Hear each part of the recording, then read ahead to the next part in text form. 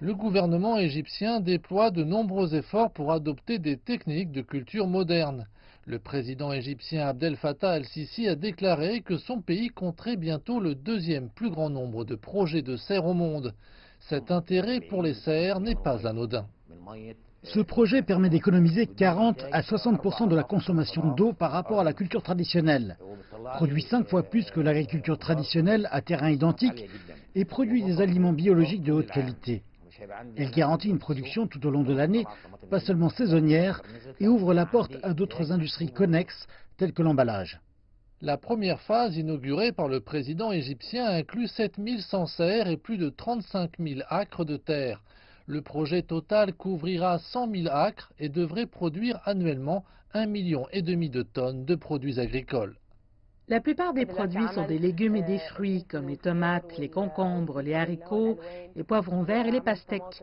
Le prix de ces produits sur le marché va inévitablement baisser grâce à l'offre constante.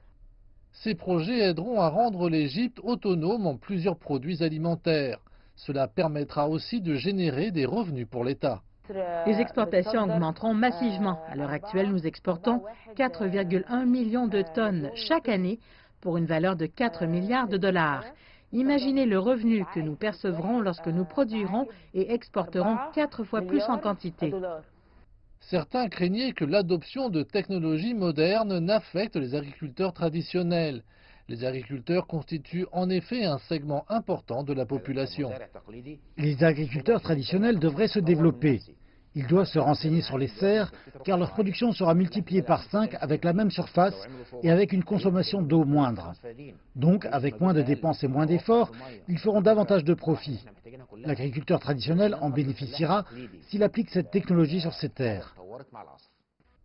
Outre la valeur de la production, la première phase du projet a également créé des opportunités d'emploi pour 75 000 personnes.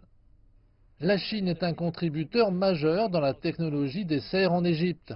Le groupe chinois Sinomac a cultivé 12 000 acres sur les 35 000 de la première phase, ce qui en fait le plus grand investisseur étranger dans ce projet d'envergure.